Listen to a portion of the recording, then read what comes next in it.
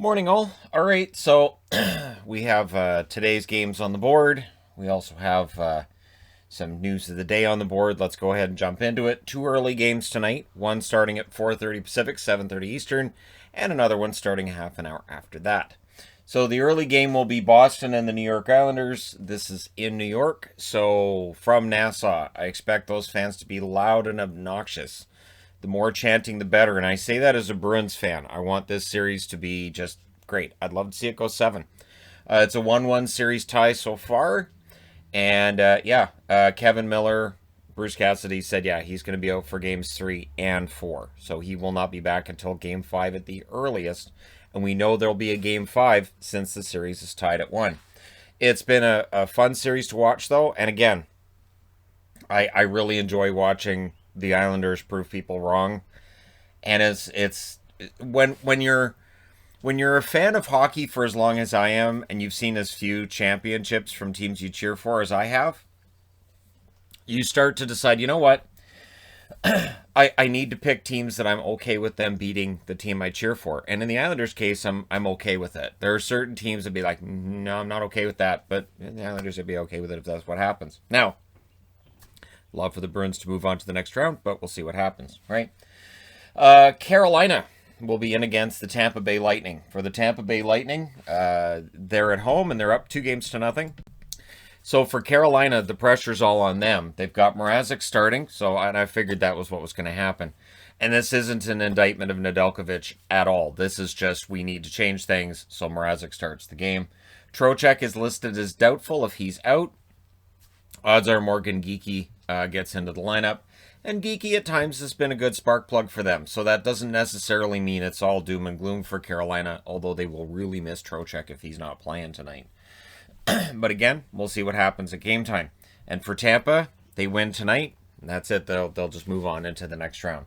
Cannot foresee a situation where they would blow a 3-0 series lead. Not Tampa, not coming off the Stanley Cup win last year. So let me know in the comment section below which of the two teams you're taking in both of these games. All right, Calder nominees were revealed today. Kirill Kaprizov, Minnesota, very likely going to win this award. Be kind of surprising if he didn't. He had just an amazing rookie season, and he turned Minnesota around almost single-handedly. And Nedeljkovic for the Carolina Hurricanes is also among the 3 finalists. Nedeljkovic had a very good rookie season. And so he has a chance, and I don't want to say that he's necessarily automatically third on the list, but he probably is. But again, he was pretty darn good, right? And of course, Robertson from the Dallas Stars. Robertson was fantastic, and looking forward to seeing what he does from here. I do not see him as being in the same category as Kaprizov other than being a finalist. So I'm wearing Dallas because I'd love to see him win it, but I really think it's Kaprizov's award. I can't foresee a situation where he doesn't win it. He was the best at the start of the year. He was the best at the end of the year. There were certain parts of the season where maybe you could argue for Nedeljkovic. You might be able to argue for Robertson. Maybe a couple of others as well out of this rookie class. But, yeah, it's Kaprizov's award. So there will be a hearing today for Mark Scheifele. This is not a surprise to me at all. Scheifele didn't try to play the puck. This is the whole thing, right? And it's an empty net goal. People are like, it's a hockey play. It's an empty net goal. It's not this hotly contested, it's right at the net, and Hellebuck's trying to make the save, and Evans is trying to get it in, and Scheifele's coming back to defend his goaltender. It's an empty net goal. He didn't try to play the puck. And if he wanted to play the puck or try to prevent the goal, then he could have dove at the puck. And we've seen plenty of players do that. You dive, you put your stick out to try to prevent it going into the net. Now, if you're going to argue, hey, at that speed, that'd be really dangerous for him to dive head first at the net. Yeah, so he took all that danger and put it straight into Jake Evans, and Evans is out indefinitely with a concussion. So, yeah. Now he's not in the hospital. He's in the hotel. So he's okay from that perspective, but he does have a concussion and he's out indefinitely. So yeah, the Scheifele's going to get suspended. It may be a game, it may be 2, it may be the series. We'll see. Scheifele not having had a previous record may play a part in this, but we'll see. It was just one of those moments. I will agree too with Cassie Campbell last night saying that it looked like as he left the ice that maybe it dawned on him what had just happened out there, and it was that oh crap kind of look on his face. So we'll see. You know, we'll see what kind of contrition there is from this. And I know he and other Jets were upset after. So yeah, we'll see what happens there. But Scheifele's probably going to be out for at least a couple of games. And then yes, if he comes back into the lineup, he's going to end up being challenged to a fight. I do believe he'll drop the gloves, and yeah, that's what'll likely happen. But if there's a hearing, he will be suspended. You don't get hearings for fines. Fines are just handed out. So yeah, I've seen people say it's a clean hit. I've seen people say, well, Evans should take responsibility for this. It was an empty net goal and it was a wraparound.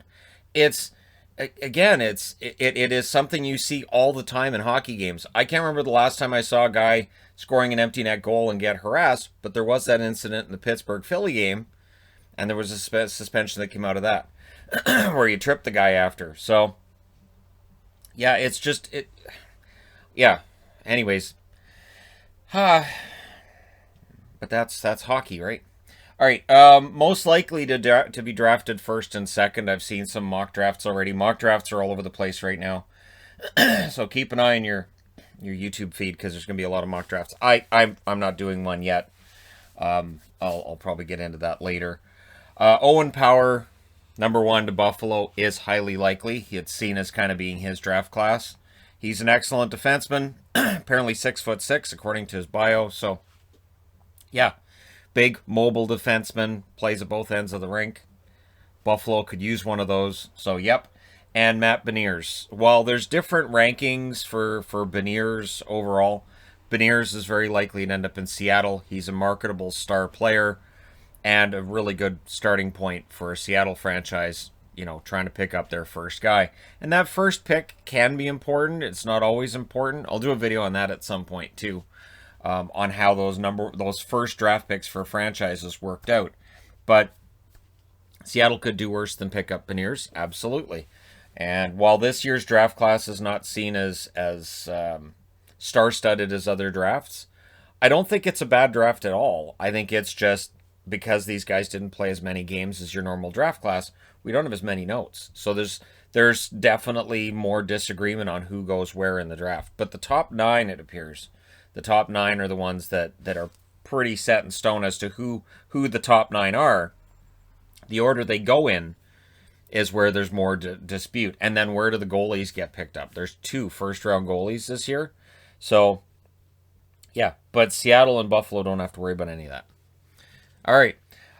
Peter DeBoer, last night after the game, was complaining about diving and embellishment from the Avs.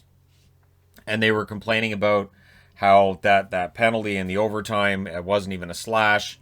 The Avs, of course, said it was a slash. I thought it was a slash. I mentioned in the review last night that would not have been called 20 years ago. That is called now. And it's pretty universally called. If you knock a guy's stick out of his hands, you're probably going to end up in the box. I don't 100% agree with that either. I am of the mind that if somebody's barely holding onto their stick, yeah, you can knock it right out of their hands. I've done it in street hockey and floor hockey. So, and I mean recently, if I see somebody, oh, you're not really holding onto that, then you know. But again, that is a slashing motion, so, right? But yeah, so DeBoer wasn't happy about the embellishment. I didn't really see a lot of embellishment from the Avs last night.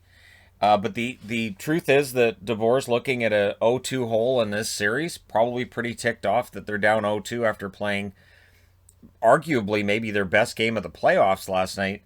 So there might be some frustration in and amongst that venting as well that goes beyond any embellishment that the Avs may have been perpetrating or guilty of. So there you go. Let me know your thoughts in the comment section below as always. Don't forget to hit like and subscribe if you're browsing your way through. You just happened upon this video. And I can't wait for tonight's games and see what controversies come out of those. There seems to be a controversy out of every game right now. We'll see what comes out of the ones tonight. For the Islanders-Bruins game, well, if it's a Bruins one, I'll go ahead and say it's probably going to involve Marchand. If it's the Islanders, it'll probably involve Matt Martin, maybe Cal Clutterbuck. The Carolina-Tampa game. I mean, if Mrazek doesn't play well, then there'll be the controversy about, hey, he shouldn't have gone away from Nedeljkovic. On the Tampa front, if there's controversy, it'll probably involve Pat Maroon. All right, there you go. Those are my predictions for that. I might as well start predicting controversies, right? But let me know your thoughts on that too. Don't forget to hit like and subscribe, as many have done. Channel passed 195,000 subscribers last night. We're just into ridiculous numbers now. This is just, it's insane to me. But thank you guys so much for all your support. It means a lot. And hey, I will talk to you again soon.